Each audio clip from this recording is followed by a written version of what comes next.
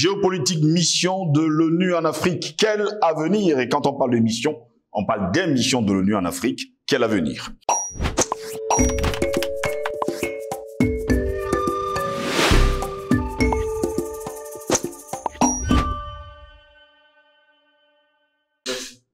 Mesdames, Messieurs, très heureux de vous retrouver sur Panafricaniste TV, la chaîne de télévision des panafricanistes. Bonjour, bienvenue à toutes et à tous à cette édition de Parole panafricaniste. MONUSCO pour la République démocratique du Congo, MINUSMA pour le Mali, ADMIS pour la Somalie, MINUSCA pour le Centrafrique. Derrière ces anonymes ou alors ces acronymes se cachent des missions d'interposition, de stabilisation ou de paix déployées par l'ONU. Eh bien, dernièrement, certains États africains ont réclamé leur retrait pur et simple au risque de créer un vide sécuritaire dangereux. En Afrique, plusieurs forces onusiennes d'interposition plient bagages l'une après l'autre, laissant derrière elles une situation sécuritaire loin d'être apaisée. Des départs qui marquent un changement notable dans l'approche sécuritaire sur le continent, puisque depuis plus de 60 ans, les opérations de maintien de la paix jouent un rôle crucial dans la stabilisation des situations fragiles, note l'Institut d'études de sécurité Afrique, ISS Afrique. Mais sur le continent et sur le continent africain, les populations ne sont pas du même avis et déclarent haut et fort que ces missions ne servent absolument à rien. Il faut également préciser que ces dernières années, les États africains ont commencé à prendre conscience que ces missions avaient un autre objectif que de stabiliser les nations. En effet, poursuit d'ailleurs la publication d'analyses en ligne, depuis 2013, missions onusiennes ont été déployées en Afrique, ainsi que quelques 27 opérations de maintien de la paix. Pourtant, pour certains d'entre elles, l'heure est au départ. Eh bien, parce qu'elles n'ont servi absolument à rien. Le lundi 16 octobre dernier, par un communiqué officiel, le Conseil de sécurité de l'ONU s'est dit prêt à décider d'ici à la fin de l'année 2023 de l'avenir de la MONUSCO, de son retrait progressif, responsable et durable et des mesures concrètes et réalistes à prendre en priorité pour mener à bien ce retrait. Pourquoi être venu sur le continent africain si les résultats étaient négatifs? D'ailleurs, qu'est-ce qui se cachait derrière toutes ces missions de l'ONU? Selon Digital Congo, le gouvernement de la République démocratique du Congo réclamait en effet un retrait accéléré de la mission des Nations Unies pour la stabilisation de la RDC à partir de la fin de l'année 2023. Mais est-ce qu'on peut parler de ces missions onusiennes sans parler de scandale? Eh bien oui, mesdames, messieurs, viol, vol, viol d'enfants, pédophilie, homosexualité faisaient partie justement des scandales de ces missions onusiennes sur le continent africain. Voilà pourquoi nous nous interrogeons encore ce matin. Géopolitique, mission de l'ONU en Afrique, quel avenir? Telle est notre question. Et pour répondre à cette question, nous sommes avec Patient Parfendome, homme politique. Il est notre invité ce matin. Patient Parfendome, bonjour, bienvenue à vous. Bonjour, Steve Jocelyn-Gos. Très honoré d'être de nouveau sur votre plateau et très content surtout de la marche en avant que prend Panafricanist TV. C'est difficile, nous le savons. Notre spectateur avec nous, mais vous continuez de tenir fermement la barque de cette belle odyssée et je ne serai jamais assez, n'est-ce pas, vous dire merci. Merci pour votre sens de sacrifice, c'est pas évident. Mais pour votre détermination à faire de ce combat un combat qui restera dans la mémoire de ceux qui auront vécu ce moment, vraiment un combat pique et pique, quoi. Merci à nos techniciens et à toute la galaxie panafricaine. Merci une fois de plus pour l'invitation. Très heureux de vous avoir, Patient Parfendome. C'est toujours un honneur de vous avoir sur notre plateau. Nous parlons des géopolitiques, la mission de l'ONU en Afrique. Quel avenir? Patient Parfendome, quand on sait que la MONUSCO va partir, la MINUSMA est en train de partir, la MINUSCA s'en va, ATMIS s'en va. Quel avenir, justement, pour ces missions onusiennes sur le continent africain? On pose la question comme si ailleurs, les gens qui ont pu se libérer, c'était avec les MINUSCO, les MINUSCA, les MINUSMACHIN, les MINUSCA. Les autres peuples se sont libérés comment? Ont-ils eu besoin de toutes ces missions de paix? Où est cette mission de paix actuellement à Gaza où on tue des enfants? Elle est où? Donc vous voyez très bien que nous étions dans une grosse supercherie. Les missions de l'ONU n'ont jamais pour vocation de stabiliser ni les pays, ni les continents, ni d'aider les peuples, ni les populations de ces contrées à vivre dans la paix. Non. Ce sont des missions qui avaient pour objectif de montrer le caractère faible de nos États, de démontrer le caractère irresponsable de nos dirigeants et de prouver une fois de plus à la face du monde que si tous les autres peuples du monde se sont affranchis des dominations des tiers, les Africains sont encore des êtres humains qui ont besoin du statut de pupille de la communauté internationale. C'est ça la réalité. Ils sont tellement inconséquents, ils sont tellement idiots qu'ils ne comprennent pas que il n'y a pas de souveraineté sans capacité d'assurer soi-même sa propre sécurité. Et dans l'histoire du monde, donnez-moi le nom d'un seul pays où ces forces de l'ONU ont apporté la paix. Le cas du Congo, il devait être un cas... Un cas d'école? Mieux qu'un cas d'école. Est-ce que nous tirons les conséquences? Je dis ça de quelqu'un qui n'aimait pas particulièrement les Noirs, Hegel, qui disait que les êtres humains ont ceci de particulier, qui ne savent pas retenir les leçons de l'histoire. Les Africains, j'ai l'impression qu'ils ne savent pas le faire, premièrement. Deuxièmement, les Africains demandent aujourd'hui le départ de cette troupe parce que une nouvelle dynamique est en train de traverser le monde de l'Afrique. Et cette dynamique a abouti à ceci que la fin de la conclusion mathématique, quand même, dit Mbele, de l'affaire, c'est que vous ne pouvez pas espérer vous développer alors que vous ne maîtrisez pas un pan aussi important que votre sécurité. Que ce soit sur le plan économique, sur le plan politique, sur le plan culturel, sur aucun plan, vous ne pouvez pas. Votre sécurité doit être le premier pilier que vous devez posséder. Et l'expérience à travers le monde montre que l'Afrique n'est plus un petit pays. Je crois que nous avons été tellement grugés de par ce qui nous a été enseigné, de par les visuels de ce qui nous était présenté comme représentation de nous-mêmes, au point où certains de nos frères avaient fini par manquer confiance en eux-mêmes.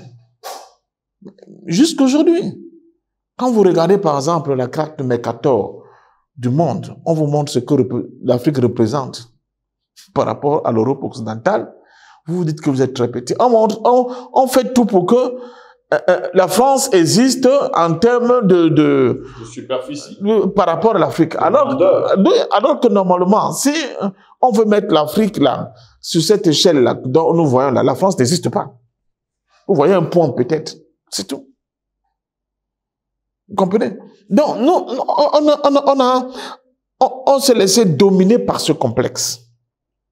Au point de ne pas comprendre qu'on pouvait faire beaucoup de choses. Mieux. La population africaine est celle-là qui ne cesse de croître, de prendre de l'envergure. Vous ne pouvez pas avoir ce niveau de population et être capable d'assurer vous-même votre propre sécurité. C'est-à-dire vous avez des bras pour le faire. Même s'il faut qu'on recommence avec les machettes et les lances, on peut. On peut assurer notre sécurité. C'est une question d'organisation.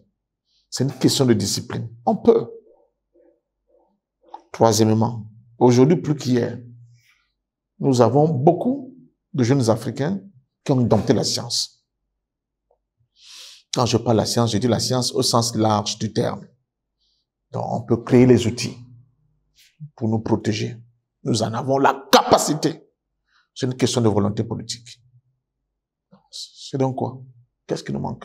Ah, on va nous parler de l'argent. De l'argent, financièrement. Mais là encore, déficit de volonté politique, surtout dans ce qui était encore considéré comme le précaré français. On est en plein 21e siècle. Nous continuons d'utiliser une monnaie qui n'est pas la nôtre. Qu'est-ce que vous voulez? Donc, je crois que les nouveaux leaders, qui fort de l'analyse, qui fort du combat de ceux qui les ont précédés et qui ont été éliminés par cet ordre mondial dominant encore pour quelque temps, parce que c'est l'ancien monde qui va disparaître bientôt, ils sont allés s'abreuver à la source de cette dynamique, à la source de ce patriotisme-là pour dire non, c'est fini. Le moment arrivé pour dire que c'est terminé. Personne de sensible, de sensé dans ce continent ne peut plus rêver, penser que ça avec les MINUSMA, les MINUSCO, les MINUSCECI, que l'Afrique va retrouver sa sécurité. Personne. La preuve a été faite par un média que c'est faux, que c'est pas possible. Au contraire, ils sont des forces d'occupation aujourd'hui qui ont pour intention de nous maintenir à la périphérie du monde, de brider toute volonté de la part des Africains de s'assumer eux-mêmes. Le sacré saint principe même de l'ONU, de droit des peuples à disposer d'eux-mêmes, ils ont mis une croix dessus quand ça concerne l'Afrique. Et nous voyons, en Asie du Sud-Est, on nous a parlé de dragons. Mais c'est les gens qui n'ont pas attendu les MONUSCO, les MINUSMA. Ils ont bataillé fort. Ils se sont donné les moyens pour être maîtres chez eux. Et quand on voit l'itinéraire, n'est-ce pas, de leur développement, on dit, mais c'est ça que nous ne pouvons pas faire. Ce que la Malaisie a fait, on peut pas les pays africains ne peuvent pas le faire. Le Vietnam, ce qu'ils ont fait, les pays africains ne peuvent pas le faire. Qu'est-ce qui nous manque? Il manque tout simplement le courage et la volonté politique. Et cette volonté politique, progressivement, commence à tituber, mais à prendre corps. Parce qu'on a libéré aussi la parole. Parce que dans ce qu'ils ont fait comme libération de l'accès aux satellites, a donné la possibilité à ces voix africaines qu'on matait, qu'on refusait qu'elles se fassent entendre, de se faire entendre aujourd'hui parce qu'on n'a plus besoin de leur OK pour se faire entendre. C'est le cas de Panafricanist TV. Où des avis qui étaient bridés, aujourd'hui s'expriment. Et les gens s'y reconnaissent, ils disent que oui, c'est ce que nous aussi on disait individuellement dans nos chaumières, sous nos lits. Donc nous sommes des millions et des milliards à penser comme ça. C'est fini. Donc on a brisé le glacis. On a déchiré le voile de l'ignorance et de l'obscurantisme. Et aujourd'hui, nous sommes très exigeants vis-à-vis de ceux qui nous dirigent. Et nous leur disons, nous ne pouvons plus accepter que nous soyons sur la domination, sur la coupe de qui que ce soit. Regardez même l'évolution d'un président comme Tshisekedi. Qui lui crut? Le fils du père. Dire que lui, il pense que la MONUSCO ne leur sert à rien, il faut qu'il parte. C'est le fils de Tshisekedi père qui parle comme ça. L'homme qui traitait le Lumumba de crapaud. Hein? Donc il y a des évolutions. Il y a des évolutions. On dit souvent, il ne faut jamais désespérer de l'homme. Et ces évolutions, que vous le vouliez ou non, elles sont là. Elles sont imparables. C'est ce que j'appelle des tendances lourdes. Et toute l'Afrique, ceux qui ont pris le courage, qui n'ont pas attendu, ils évoluent. Malgré les coups qu'ils reçoivent, les coups de poignard, oui, ils avancent. On voit comment ils avancent. Ils n'ont pas peur. Ce n'est plus à l'heure où j'entendais les gens dire, oui, il n'y a pas une école où on apprend à mourir. Non. Quand tu assumes le destin d'un peuple, tu es prêt à mourir à tout moment. Parce que tu es au service de ce peuple. Surtout quand c'est un peuple dominé, tu n'as plus le choix. J'aime à vous dire, j'aime à le dire, à le répéter, souvent ainsi sur votre plateau gauche. Quand on a eu des leaders, des dirigeants, comme les Ruben Umnyobe, les Thomas Sankara, les Patrice Lumumba, Agostino Neto, Samora Machel. En fait, on n'est plus libre de faire n'importe quoi. On n'est plus libre. Parce que la voie, pour ainsi dire, a déjà été toute tracée par eux. Vous êtes obligés. Si vous prenez le chemin de travail par rapport à la voie royale qu'ils ont tracée, vous n'êtes plus dans la révolution africaine. Vous êtes un traître à la révolution africaine. Donc vous n'êtes pas à votre place. Or, l'Afrique aujourd'hui a besoin d'une véritable révolution. Elle demande des gens qui sont des vrais gens. Comme on dit dans ma langue,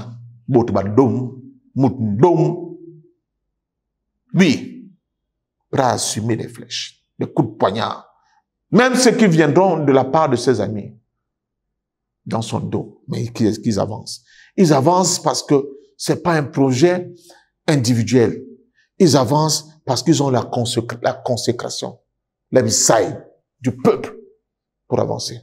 Ils sont acceptés, n'est-ce pas, d'être l'agneau de sacrifice, mais pour permettre à le peuple d'arriver à la plénitude de la liberté et de la lumière. Donc, ceux qui pensent faire autrement, ils se trompent. Aux fonctionnaires de l'ONU qui sont tapis à New York, qui bouffaient à bouche, que veux-tu, dans les faux projets et programmes des MONUSCO, des MINUSMA, c'est fini. Pensez à vous recycler. Pensez à faire autre chose.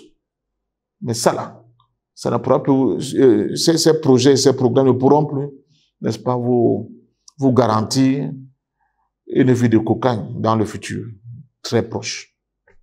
Le secrétaire général de l'ONU, Antonio Guterres, déclarait au fort que, forcément, d'ici la fin de cette année 2023, la MONUSCO quittera la République démocratique du Congo, mais il faudra trouver d'autres voies et moyens pour venir en aide aux pays africains. Pour vous, qu'est-ce qui se cache derrière encore? Je découvre en M. Guterres, ce socialiste portugais, qui m'a beaucoup déçu. Aujourd'hui, peut-être parce qu'il a à la fin de son mandat, il n'a plus beaucoup de choses à perdre. Quelqu'un qui, de temps en temps, comme il retrouve comme des moments de spasme de lucidité. Des moments de spasme de lucidité. De temps en temps. Il comprend très bien. Maintenant, c'est le verbiage. Que ces gens-là, on les a quand même beaucoup pillés. Il faut qu'on leur donne un peu de moyens pour qu'ils puissent se relever sans que leurs genoux ne soient pas violemment écorchés. Mais parce que l'ONU est responsable de notre situation. L'ONU est responsable de notre situation. Comme l'ONU est responsable de ce qui se passe à Gaza. Mais vous avez vu, ce n'est pas le même Guterres qu'on a connu il y a cela quelques mois, qu'on voit dans la situation à Gaza. Il a dit haut et fort que ça là, ce sont des crimes. Le dit d'Israël, mon cher ami, j'ai fait beaucoup d'ennemis. Mais merde, les gens, mais on demande même sa démission. Il dit que je ne veux rien entendre. Ça, ce que vous faites là, ce sont des crimes de guerre, des crimes contre l'humanité. Et il dit oui, l'État palestinien a le droit de se défendre. Papa, c'est lourd, hein? Ça semble très facile là. Mais quand on regarde l'histoire de l'ONU là, un secrétaire général qui le dit comme ça, là, en ce moment où l'Occident est en train de tout perdre, il faut le faire. Il faut le faire. Donc moi je ne suis pas étonné que ce type de temps en temps retrouve un peu de lucidité et commence à nous dire que oui, le simple fait d'accepter qu'il faut que ce troupe quitte le sol africain, c'est parce qu'à l'analyse, il est arrivé à un constat que ces gars ne foutent rien. Ils sont incapables de résoudre le moins petit problème. Les feuilles de route qu'on leur a donné, non. N'est pas respecté. Les gars sont devenus des businessmen. Quand on dit à un expatrié, un Pakistanais, un machin, de venir en Afrique, il fait un signe de croix. Il sait qu'alors là-bas, lui va se transformer en trafiquant d'or et tout ce que vous voulez.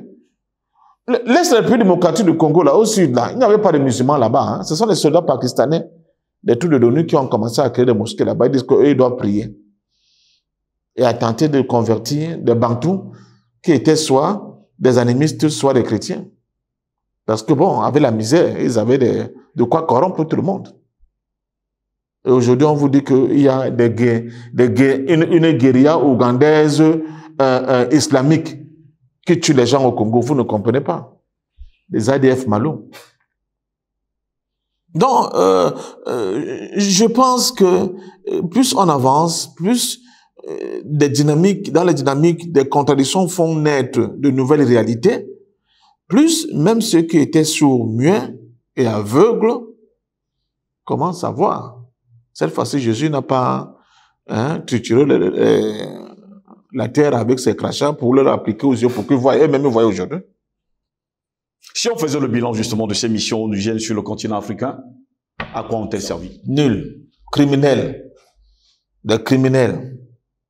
Et l'exemple le plus patent, c'est la mort de Lumumba. C'est l'ONU. C'est l'ONU.